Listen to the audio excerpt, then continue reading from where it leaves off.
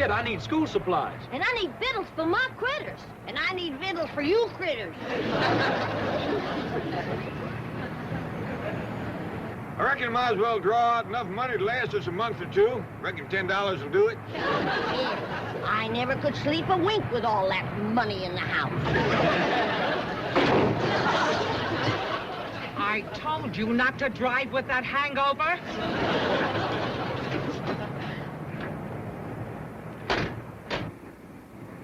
Anybody hurt? I don't think so. Well, no harm done, huh, kid? Well, not to your car, but you kind of bent our bumper. I reckon I can straighten it out, though.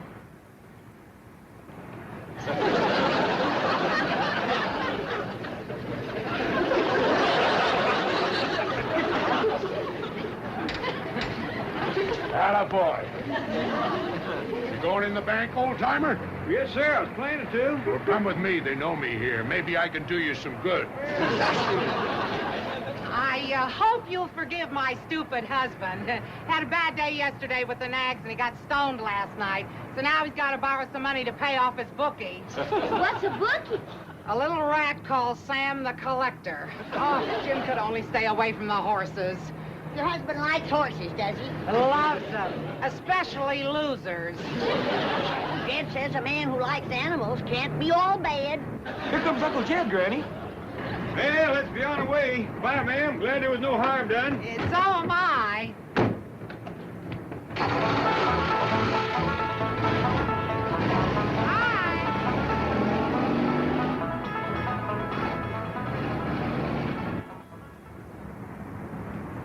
What happened to you? Fall down in there? Shut up and act hurt. That old geezer's worth $35 million.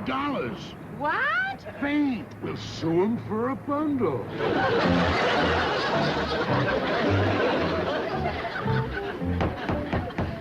Case of Johnson versus Clampetts. Are the plaintiffs ready? We are, Your Honor. Are the defendants ready? Mr. Clampett, Yes, sir. please rise when addressing the court. Yes, sir, your courtship. Your Honor. Oh, just call me Jed. Mr. Clampett, let me warn you that any attempt at humor will be dealt with severely. You're being sued for $100,000. Do you consider that funny? No, sir. Very well. Are you represented by counsel? Am I what? By who? You have an attorney. A lawyer. Oh, no, sir. I see. You're appearing in pro per. You any objections? No, Your Honor. Well, hearing no objection, I'll permit your defense. Well, thank you, sir. Okay, for the plaintiffs will make his opening statement. Thank you, Your Honor. Although my clients, the Johnsons, are really in no condition to appear today, I have persuaded them to come to court so that Your Honor can see the carnage wreaked by this criminally careless family of hoodlums. Oh, excuse me, young feller, but our name ain't Hoodlum, it's Clampett. That's all except Granny, she's a Moses, and Jethro, he's a Bodine. He's my cousin Pearl's boy. Pearl's back home right now with Jethro and his sister trying to get her married. She's 18 and still single. That is enough. That's the way my cousin Pearl feels. A girl passes 18 and her chances of getting a husband. Mr. Clampett, will you please be quiet? Now, I'm going to excuse this outburst because apparently you're unfamiliar with court procedure. However, one more infraction and I will hold you in contempt. You be seated. Proceed, counsel. As I was saying, Your Honor, I have prevailed upon my clients to appear today, although at the cost of great personal suffering to themselves. Bailiff, if you please.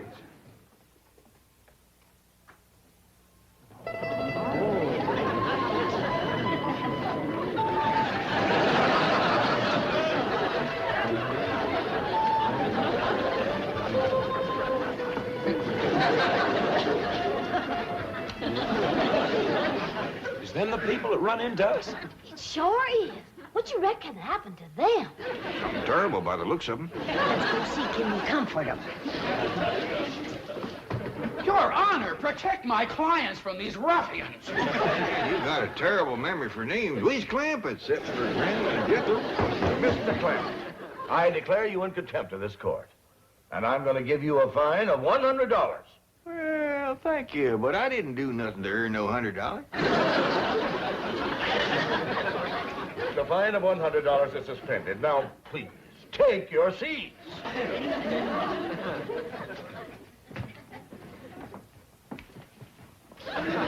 The attorney for the plaintiffs will proceed.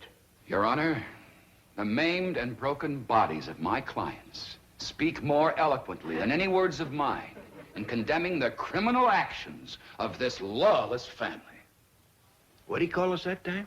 Lawless? I know a family named Lawless. Awful nice folks. Raise pigs.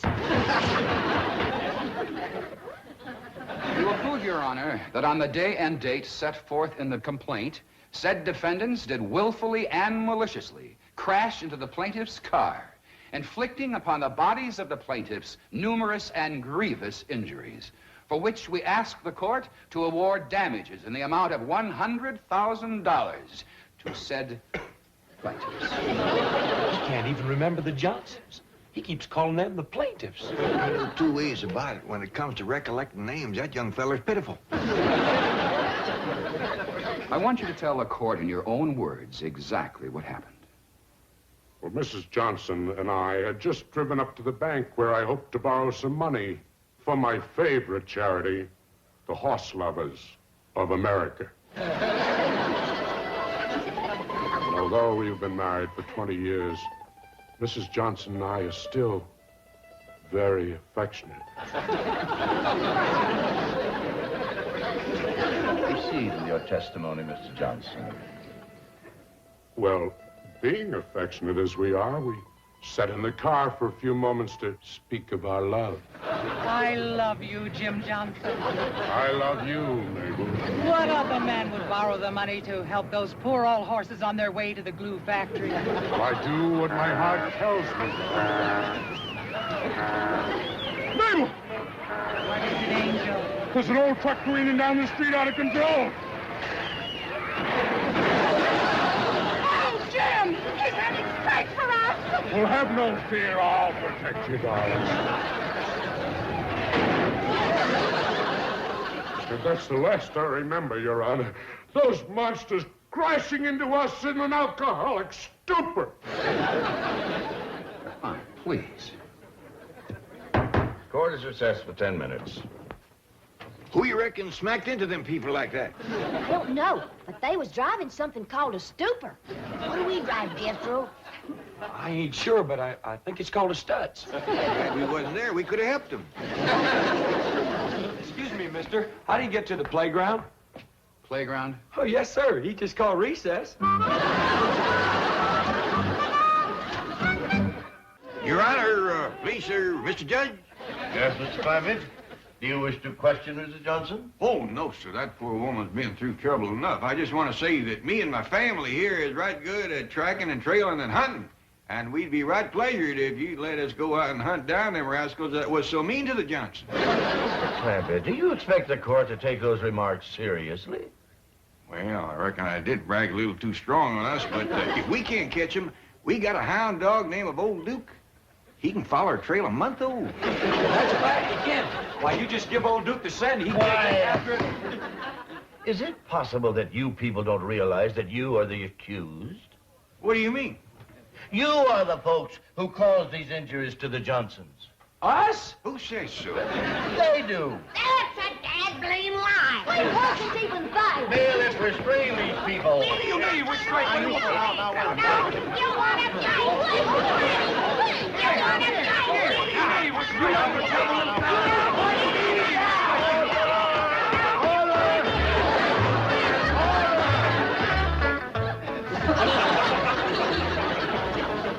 If you ask me, this is a heck of a place to spend recess. That fella said he put us in here to cool off. It's hotter in here than it is in there. Well, there's one good thing. He's going to give each one of us $100. Fine. That's what I say. Fine and dandy.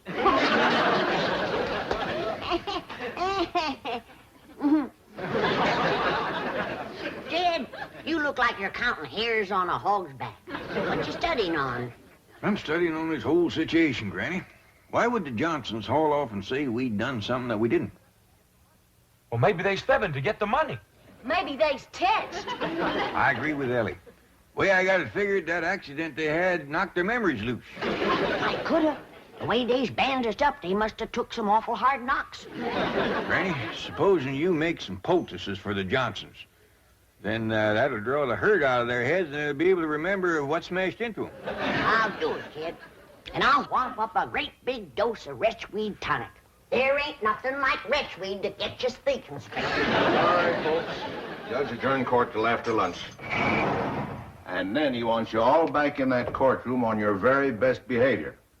He said he'd suspend your $100 fines. There he goes, spending our money again.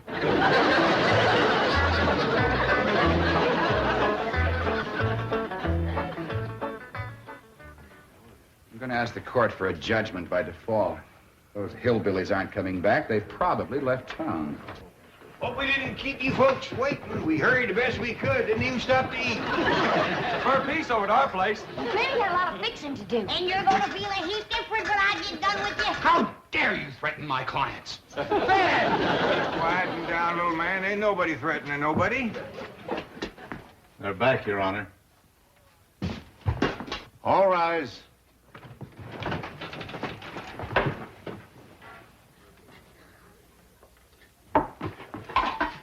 You can uncover the grits, but keep the lid on the baked pasta. Well, how about the chitlins? They're just as good cold. They sure is, Granny. Smells good, don't it, Judge?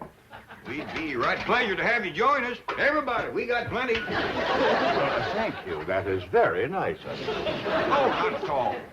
You realize how long you've kept this court waiting?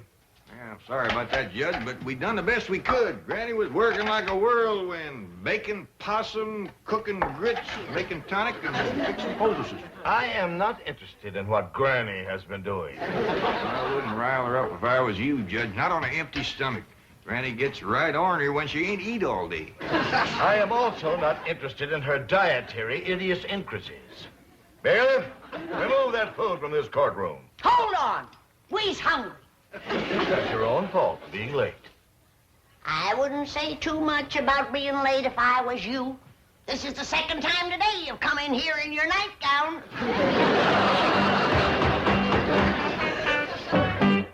Granny, I understand that you make very good moonshine whiskey. I call it my rheumatism medicine. I see. But it is quite potent, quite strong. Well, you don't want to stand too close to a fire when you uncork it.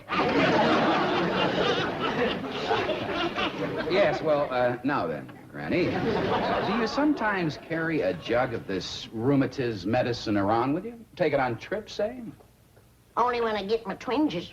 Well, were you having twinges the day you and your family crashed into the Johnsons? No, and we didn't. That's all, thank you. Mr. Clampett, how many guns do you have in your home? Well, Granny's shotgun, Jethro's lever action, my pistol, my squirrel rifle. You needn't go on, Mr. Clampett. That's quite an arsenal you have. Thank you. You're used to carrying a gun, aren't you? I've been toting a squirrel rifle since I was knee-high to a jackrabbit. And I understand you're quite a good shot. Back where I come from, if you didn't shoot good, you didn't eat. I see you shot only for food. Yes, sir. And you were very poor. Yes, sir. And then oil was discovered on your land, and you became very, very wealthy and moved to Beverly Hills. Yes, sir. But isn't it a fact, Mr. Clampett, that in spite of all your millions, you are still frequently seen carrying a gun? Yes, sir. You see, Now, just answer the question, yes or no. Do you, to this day, frequently carry a gun? Yes, sir. Were you carrying a gun the day you and your family crashed into the Johnsons? No, sir, and we didn't. That's all. Thank you. Step down. No, sir. What do you mean, no, sir? In all, and I ain't stepping down. Not until I've said a few things. Your Honor, I object. Now, Counselor, I have been very lenient with your conduct of this case, just as I've been very lenient with the conduct of the defendants. However, since Mr. Clampett here is the defendant and will bear the financial burden if judgment is against him, the court wishes to hear anything that is relevant and pertinent to this case. Yes, Your Honor. Now, Mr. Clampett, let us hear what you have to say. Well, thank you.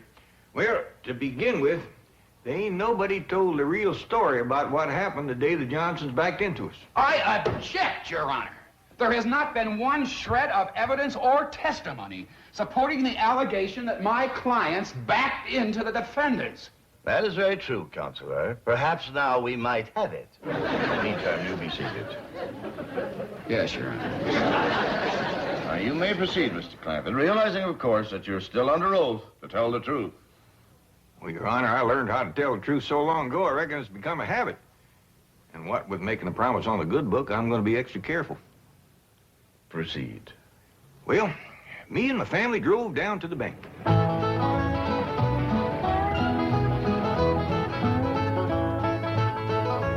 And then we drove on home, and that's the last we seen of the Johnsons till somebody come to the house and told us to come down here to the courtroom. You may cross-examine.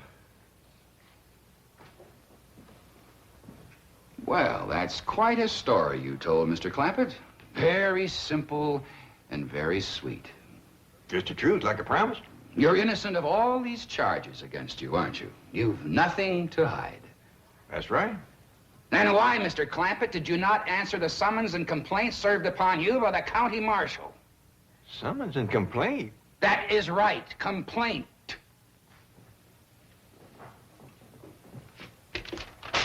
This is a complaint, Mr. Clampett. In fact, it's a copy of the one delivered into your hands. Is that a complaint? It is. Why didn't you answer it? Would you mind reading that first line there? The people of the state of California send greetings to J.D. Clampett. That just didn't seem like no complaint to us. And as for answering it, well, Jethro says there's pert near 18 million people in California. We just couldn't hardly see how we could get around to greeting them all back. Any further questions? Not right now, Your Honor.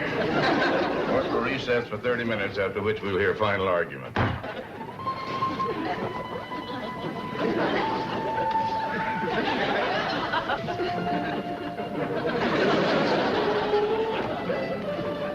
All rise.